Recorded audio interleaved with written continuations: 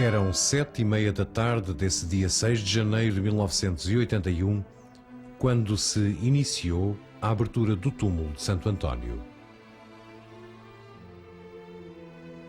A urna, revestida de tecido amarelo bordado a ouro, guardava 3 preciosos volumes selados a lacre e envolvidos em damascos vermelhos. O primeiro guardava os ossos de Frei António. Outro, mais pequeno, guardava a massa corporis, cerca de 3 quilos de terra com resíduos do corpo e fragmentos dos ossos recolhidos na exumação de 1350. O terceiro guardava o velho hábito de franciscano que o santo vestia no dia da sua morte. Estas relíquias foram então submetidas a exames científicos que possibilitaram o esclarecimento de importantes detalhes para o completo delineamento físico e fisionómico do santo.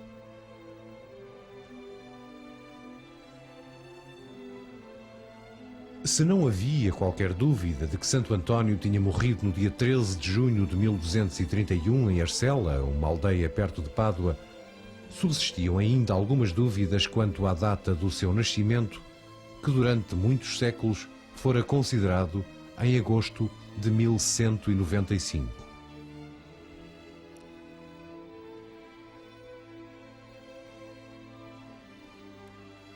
Esta data de 1195 é uma data presumível que toma por referência o texto da Assídua, primeira biografia do santo português, provavelmente compilada por um franciscano italiano contemporâneo de Santo António e com base em vários testemunhos de destacadas figuras eclesiásticas desse tempo. Mas os exames científicos realizados nesta exumação de 1981 revelaram que Frei António teria morrido com a idade de 39 anos e 9 meses, podendo assim determinar-se com rigor que o santo teria nascido em setembro de 1191 e não em 1195, como durante séculos se considerou. Mas, apesar dessa diferença de 4 anos, os historiadores aceitaram manter universalmente a data comemorativa do nascimento de Santo António com base no ano de 1195.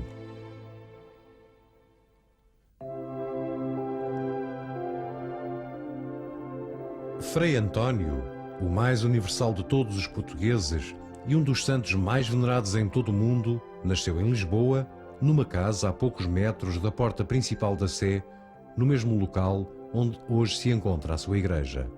Era filho de Teresa e de Martim de Bulhões, ambos de descendência notável ligada à conquista de Lisboa em 1147, ao tempo do primeiro rei de Portugal, Afonso Henriques. Nessa altura, Lisboa vivia aconchegada ao seu castelo, rodeada de pomares, hortas e trigais que desciam até ao Tejo. E ao 8º dia do seu nascimento, a criança foi batizada na Sé, onde recebeu o nome de Fernando Martins de Bulhões. Desde então viveu a sua vida de menino em torno dos muros da Sé, sendo na pequena escola anexa ao templo que Fernando recebeu a sua primeira formação intelectual e aprendeu a ler pelo Saltério, o livro de leitura que se usou até ao fim da Idade Média.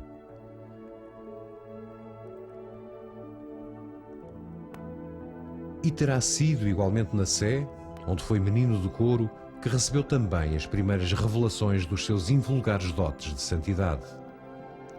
Segundo a tradição, ali gravou na pedra dura das escadarias do coro com os próprios dedos a cruz que ainda hoje ali se pode observar. Aluno aplicado, o jovem lisboeta, mercê dos seus dotes místicos, sentiu-se cada vez mais atraído pela vida religiosa e aos 18 anos recebeu licença dos pais para se recolher no mosteiro de São Vicente de Fora, pertencente aos cônegos regrantes de Santo Agostinho, onde permaneceu durante 2 anos, aperfeiçoando a sua escolaridade e a sua vocação para o serviço divino entre os homens.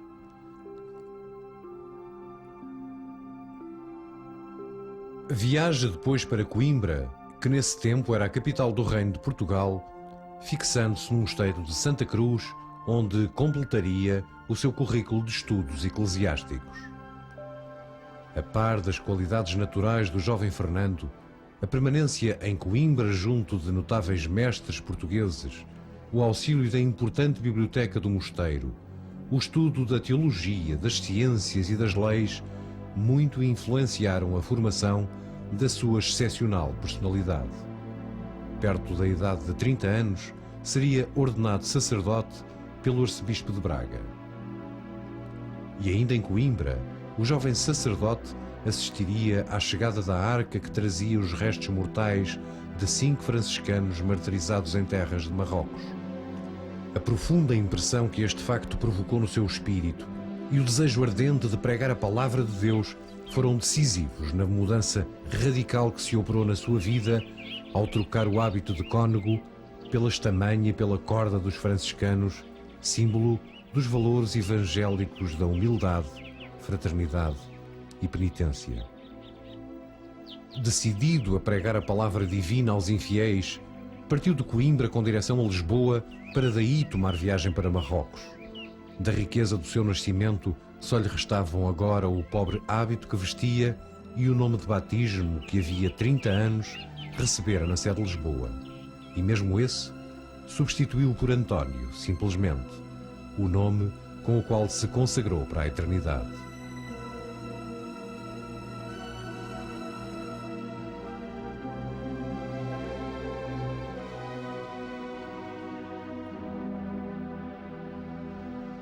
Antes da partida para a missão de Marrocos, Frei António recolheu-se numa ermida para rezar e descansar.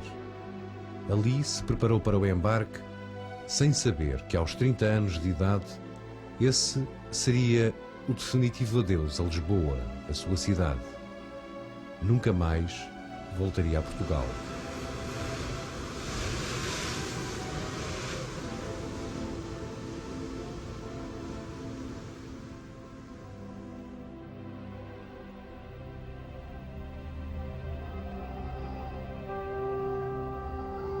A peregrinação do frade português por Marrocos tornou-se cada dia mais penosa, porque eram muitas as dificuldades que tinha de vencer numa terra que lhe era hostil, entretanto agravadas por uma febre infecciosa que contraiu naquele clima e que enfraquecia progressivamente os seus esforços.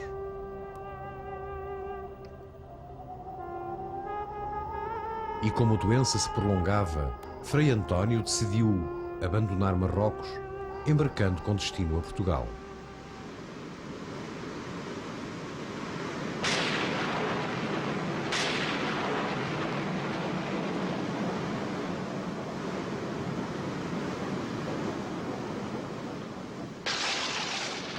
Mas uma violenta tempestade desviou o barco da sua rota em direção a leste, indo finalmente aportar na costa da Sicília. Ali perto, em Rima, havia um pequeno convento franciscano e nele Frei António se recolheu durante alguns anos.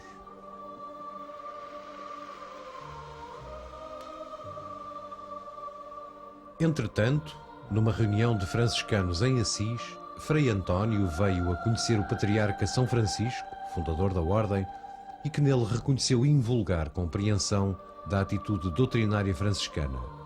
Contava 33 anos nessa altura.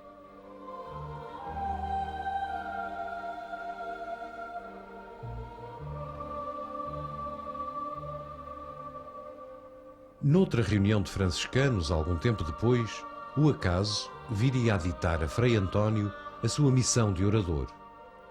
Perante a doença súbita do frade encarregado do sermão, foi-lhe pedido que dirigisse a palavra à Assembleia.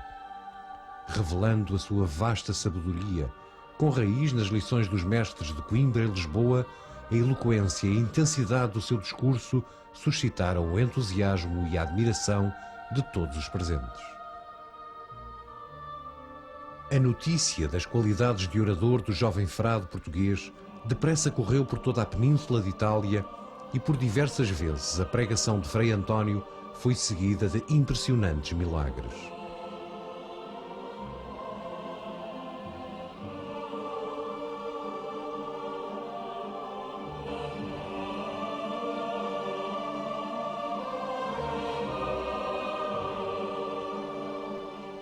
Entre os mais conhecidos figura o milagre dos peixes. Conta-se que o frade português discursava na povoação de Rímini e que, perante a indiferença das gentes daquela terra em ouvir a palavra do pregador, decidiu abeirar-se do mar e fazer o seu sermão aos peixes, acontecendo então um milagre. Uma imensidade de peixes emergindo à superfície das águas parecia escutar atentamente a palavra de Frei António.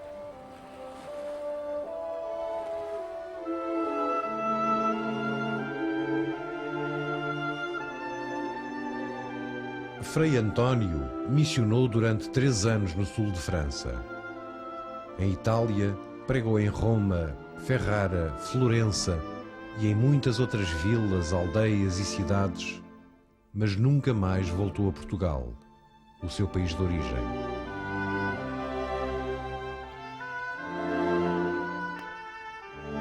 Em 1230, depois da morte de São Francisco de Assis, Frei António foi designado legado da Ordem dos Franciscanos junto do Papa Gregório IX, que mantinha profunda admiração pelo frade português.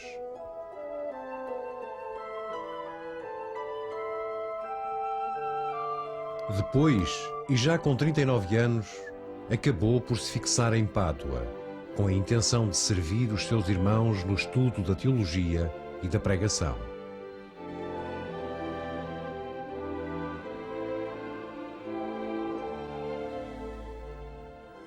As suas múltiplas atividades, desenvolvidas sem descanso, a sua total dedicação aos outros e as extenuantes peregrinações que fazia, quase sempre a pé, minavam-lhe a saúde, enfraquecida desde a sua passagem por Marrocos.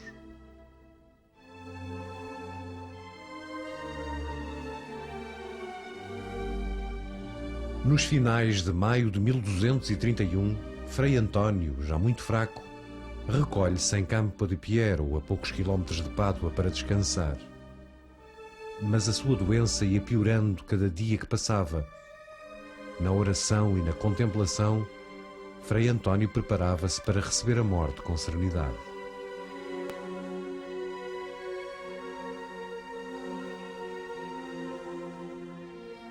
Conta a tradição que o castelo do Conde de Tiso, onde o frade tinha um pequeno quarto, foi cenário de um acontecimento milagroso. Frei António não conseguia dormir e, rezando continuamente, caminhava inquieto pelo seu quarto. De repente, à sua volta, tudo ficou iluminado por uma luz muito intensa e dessa claridade lhe apareceu o menino Jesus. Frei António caiu de joelhos e abraçou ternamente a divina criança.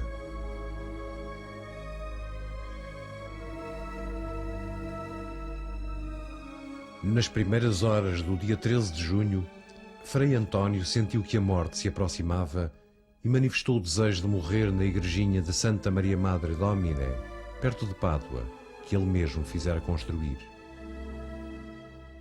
Mas quando lá chegou, Frei António estava já moribundo, permanecendo imóvel durante várias horas com os olhos fechados. Por fim, abriu os olhos e, como que em êxtase, exclamou: "Vejo o meu Senhor." Pouco depois morreu, findava então a tarde de 13 de junho de 1231.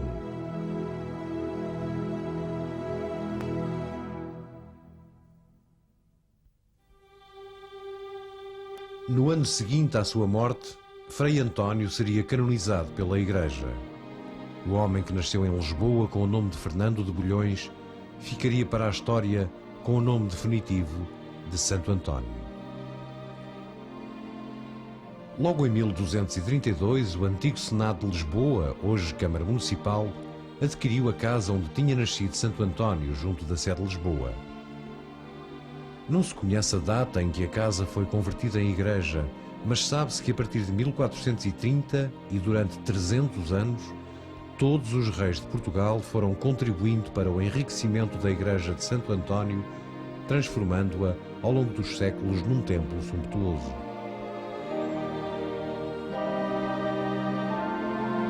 Mas em 1755, toda essa grandiosidade se perderia.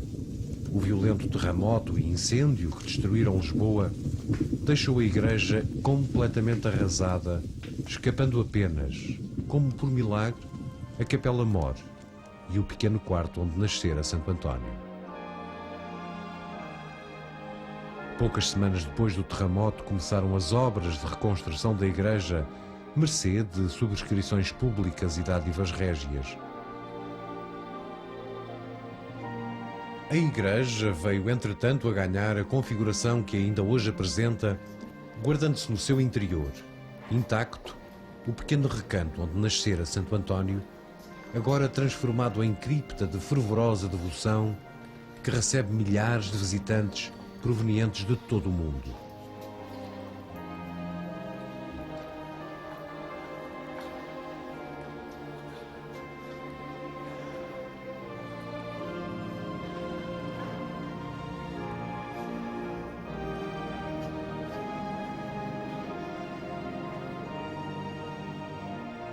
E mesmo o Papa João Paulo II, por ocasião de uma visita a Portugal, ali orou durante longo tempo.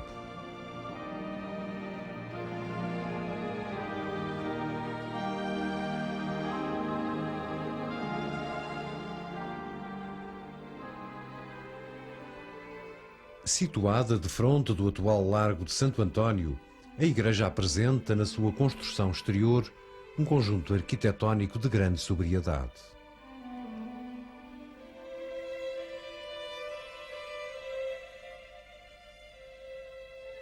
Na base da sua fachada, uma escada de 2 lances conduz a curiosidade do visitante para a riqueza artística da sua arquitetura interior. No teto do vestíbulo figuram as armas reais portuguesas lado a lado com as armas da família Bulhões.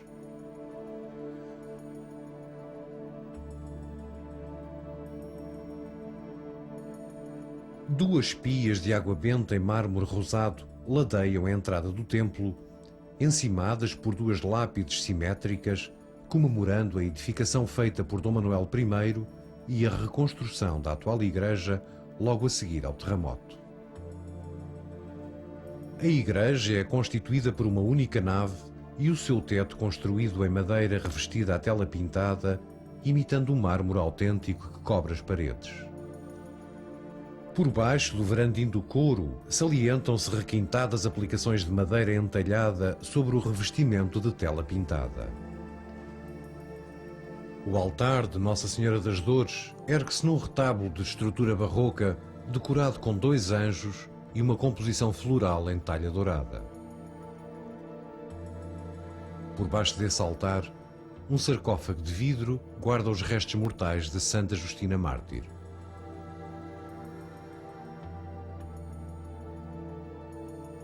Do lado oposto está o famoso retábulo de Santo António, a quem diariamente os devotos dedicam as suas preces, simbolizadas nas velas acesas e no contacto da mão. A luz do dia entra pelas 8 janelas envidraçadas da cúpula, iluminando as 4 capelas laterais, decoradas com painéis setecentistas de Pedro Alexandrino. 2 destas capelas são dedicadas a Nossa Senhora da Assunção e Nossa Senhora da Conceição.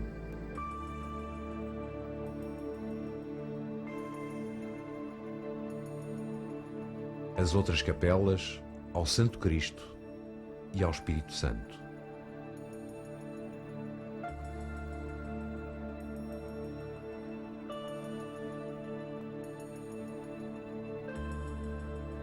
A capela-mor constitui o centro da composição ornamental do interior da igreja.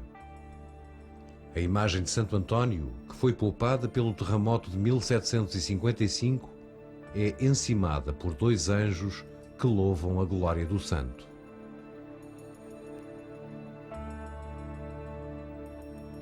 As 2 esculturas em mármore são separadas pelo painel de Pedro Alexandrino, que representa o milagre dos peixes.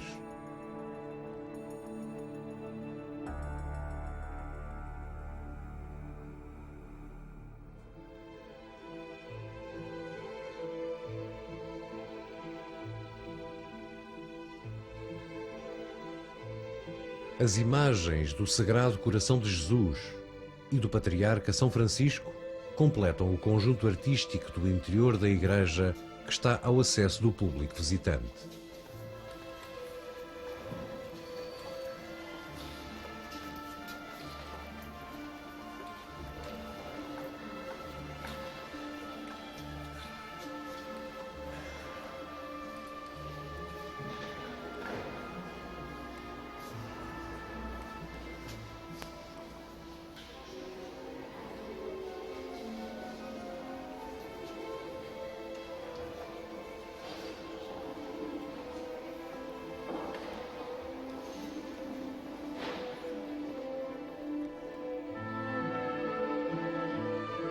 No espaço reservado da sacristia, azulejos portugueses do século XVIII ornamentam as paredes até ao teto.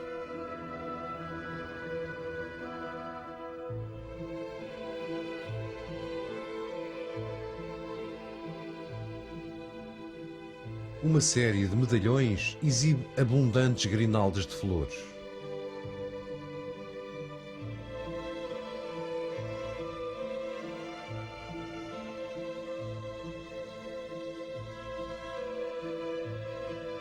Estes painéis de azulejos enquadram um arcaz em madeira de pau santo, peça rara do mobiliário decorativo português.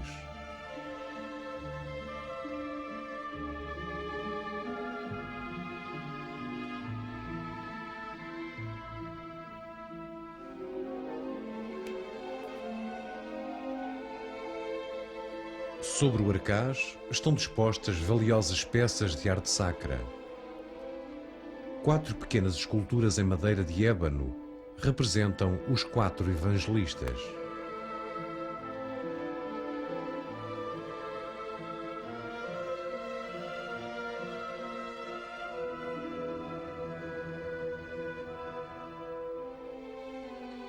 Duas outras imagens representam os apóstolos São Paulo, segurando o símbolo da erudição, e São Pedro com as chaves das portas do céu. Ao centro, dispõe-se a cruz com a imagem de Cristo.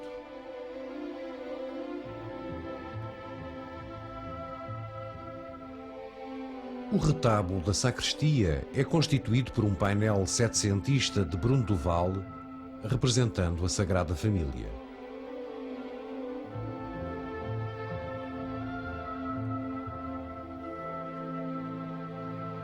A visita aos espaços de culto consagrados a Santo António completa o seu percurso nas instalações do pequeno museu anexo à igreja. As primeiras propostas para a criação de um museu dedicado a Santo António remontam a 1918, mas só muito mais tarde, e graças à doação de importantes coleções antonianas doadas à Câmara de Lisboa, se pôde concretizar esse antigo desejo do município. Inaugurado no dia 13 de junho de 1962, o pequeno Museu Antoniano não pretende documentar os aspectos da vida, da história ou mesmo da obra do grande taumaturgo português. Este espaço museológico destina-se à exposição permanente de documentos bibliográficos, peças simbólicas e até de simples curiosidades relativas ao fervoroso culto que os lisboetas rendem ao seu santo.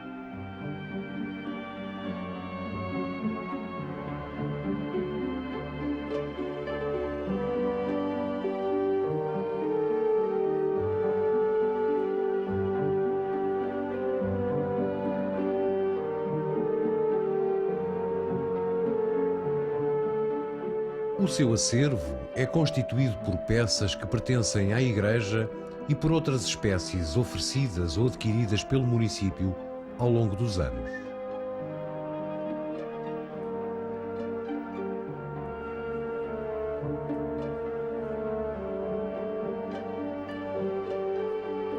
Entre as múltiplas peças que se expõem no museu, destaca-se um pequeno trono, com altar, padre, sacristão e ajudante, tendo no cimo a figurinha de Santo António.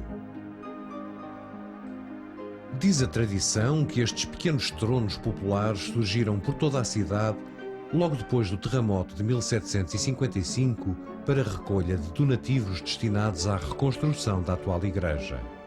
E é provável que esses peditórios estejam na origem de uma das mais antigas tradições das crianças de Lisboa na época dos Santos Populares: o pedido de um tostãozinho para o Santo António.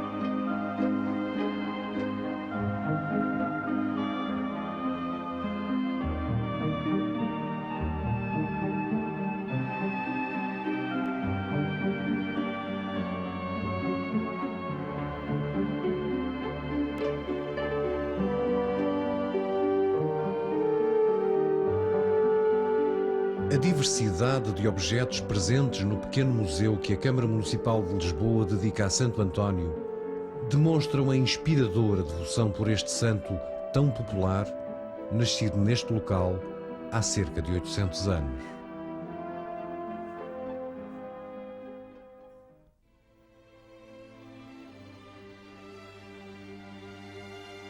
Uma popularidade que transcende as fronteiras portuguesas e se mantém viva na alma e no coração de muitos devotos em todo o mundo.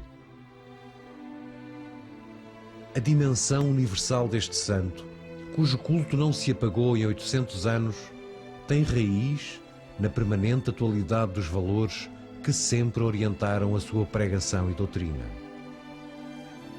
Uma espiritualidade inserida na vida e no cotidiano dos homens, acessível a todos e que todos podiam sentir como sua.